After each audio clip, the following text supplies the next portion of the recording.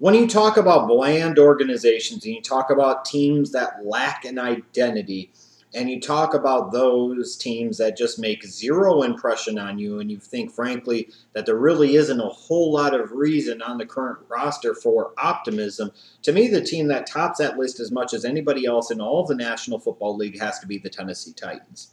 When you look back at 2014, this is a team that won in week number 1 and then went 1-14 after that. And that one victory was a close win over the Jacksonville Jaguars. This was not a good Tennessee Titans team in 2014. For my money, maybe actually the worst team in the National Football League. And you look at the Tennessee Titans, and they just really lack an identity. And, you know, some people might not think that that's that big of a deal, but I think that's important because having an identity provides you direction. It gives you an idea of where you need to go. It provides stability. It provides leadership. And the Tennessee Titans really just don't have any of that. Most importantly of all, again, they lack any type of identity. I say to you, the Tennessee Titans, and you say nothing. When I say you've got to watch the Tennessee Titans because of, other than the hardest of hardcore fans will say somebody like maybe a Jurrell Casey, for the most part, you are going to say nothing.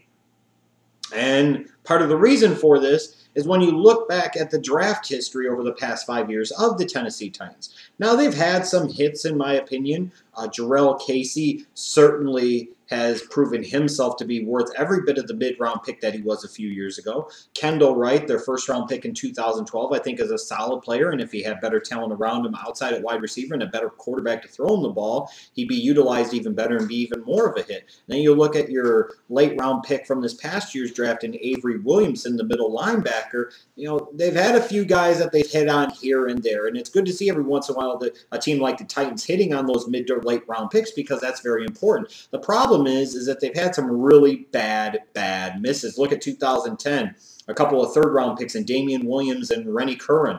And they never got anything out of Curran at all, and Damian Williams was really a non-factor in his career. The biggest miss of all, obviously, has to be Jake Locker. You spent the 8th overall pick on him in 2011. He could never stay healthy, never really established himself as anything, and now 4 years later, he's retired from the National Football League. This is a clear-cut situation of where an organization was set back years because they missed on a young quarterback. An organization was set back years because that quarterback didn't become that guy that became that center focal point that you could build everything else of your organization around. It's that simple. And then even with some of these other picks that they've had, you look at 2014 second-round pick Bishop Sankey. Was he really the best running back on the board at that time? You look at 2013 second-round pick. They gave up a few picks to move up to get a guy like Justin Hunter. And he's flashed at times, but again, it's just flashes. It's not anything consistent, not anything you count on a consistent basis. I even go back to 2010 first-round pick Derek Morgan. He was okay in the 3-4 in 2014, but he was far from special.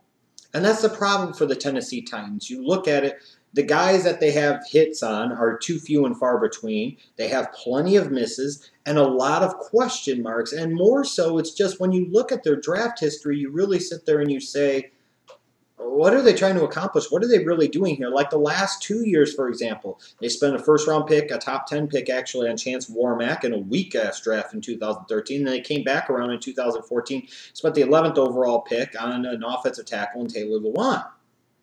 You know, for a team that's invested that much between free agency and draft picks on their offensive line, you would expect their offensive line to be a whole lot better than it is. And you would expect that they did everything that they could to make themselves the Dallas Cowboys of the AFC, so to speak, in terms of we've invested a lot in our offensive line. That's going to be the identity of our organization. But they've spent all these picks, and it's not the identity of their organization. It's just a team that's kind of scatterbrained and really hasn't pieced it together all that well, in my opinion. Now, this offseason, I expected him to at least be a little bit active, but I didn't expect him to make any huge splashes because at the end of the day, you know, another big problem with lacking an identity as an organization is even if you have money to throw around, other teams are going to have money to throw around. There aren't going to be that many players that are actually going to want to come and play for you. And while they bring in guys like Brian Orakpo and Parrish Cox and Denoris Searcy and guys on the offensive side of the ball like Harry Douglas, all guys that will start and or contribute at least pretty well in 2015, I mean, These are all stopgap type of moves. These are the types of guys that you bring in because you have drafted poorly over the years. You're not just trying to bring in a complementary piece here to fill one gap here. You're trying to build your roster through the free agency period instead of the NFL draft because you have failed to build your organization and roster properly through the NFL draft. So I think as much as for any other team in the National Football League this year, this 2015 NFL draft is of critical importance to the Tennessee Titans. You can say that about just about any team, and sure, that is true. But I think no team needs to hit on this draft more than the Tennessee Titans because, again, they lack that identity. They lack that kind of presence. They lack anything. This is a roster that is lacking in talent, frankly, on both sides of the ball, and frankly, needs to get better everywhere. What are the draft needs for this Tennessee Titans team heading into 2015? As I referenced in my Tampa Bay Buccaneers kind of draft preview, there are two types of teams. Those that have a quarterback and those that don't. The Tennessee Titans clearly don't have a quarterback. And I'm sorry, as much as I like Zach Mettenberger coming out of LSU, the fact is he ended up going in the 6th round for a reason. Whether I thought he was actually a 6th round pick, no, I don't think so. I had him graded much higher, frankly. But he really didn't show you so much in 2014 and the opportunities and chances that he got to sit there and say, hey, he's our long-term answer. He's going to be the guy. Even if you believe that, even if you want to think that is true, until proven otherwise, you are still looking for a quarterback. And then as a result, if you don't have a quarterback, then that is the number one team need that you have, period. And that is clearly the case to me for the Tennessee Titans. They must find a quarterback, and they are in a position to do so. And then in terms of the offensive side of the ball, I still think they need help at wide receiver. You bring in guys like Harry Douglas. You have a guy like Kendall Wright, but they're kind of one and the same player in some ways. They're better off in the slot than they are outside.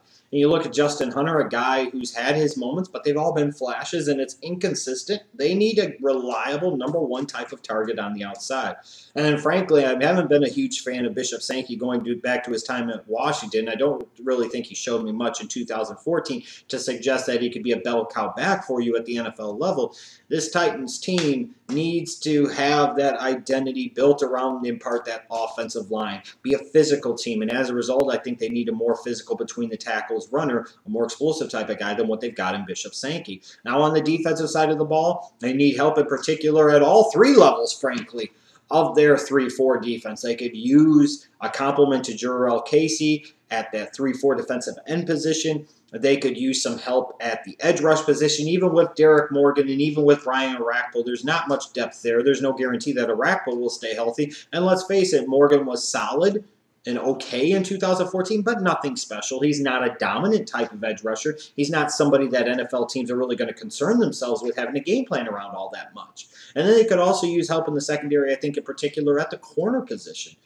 I never understood fully why they allowed Alteron Werner to leave via free agency, and I don't think they effectively filled that void of losing him.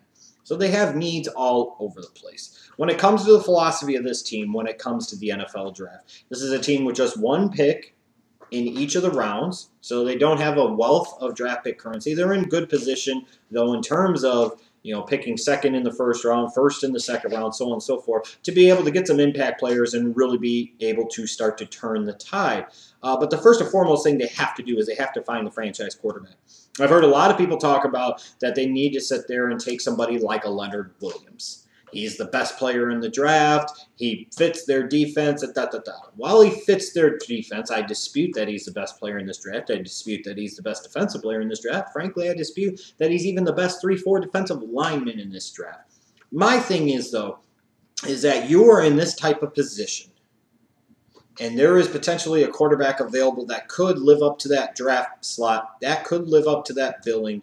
You must take him. I understand there's some fear there for members, perhaps the Tennessee Titans organization, and certain members of the fan base because of what happened with Jake Locker.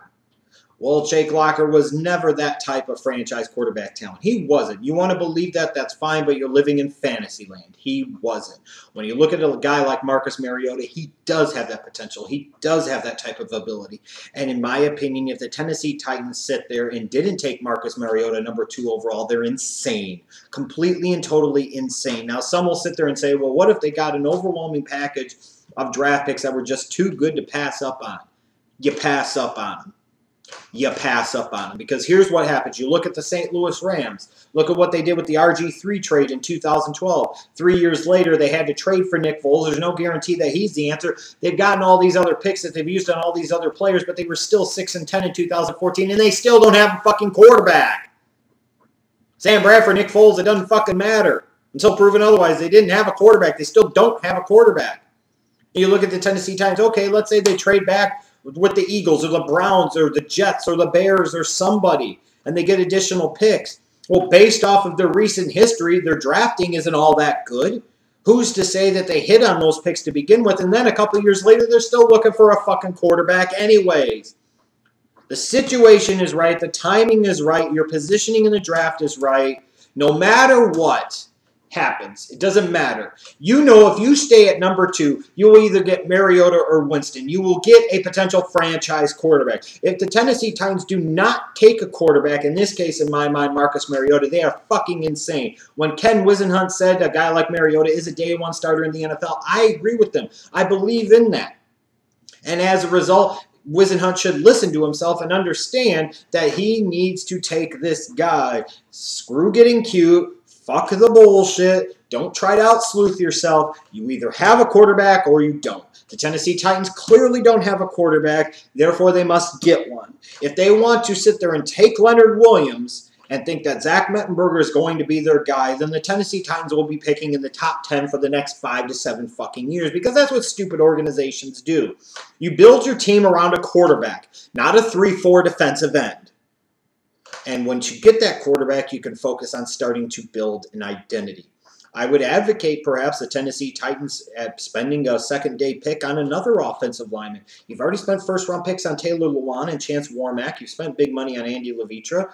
Why not bring another offensive lineman into the fold? Why not protect that young franchise quarterback with one of the best young offensive lines in the National Football League? Why not sit there and help out your running game, help out your passing game by building up that offensive line?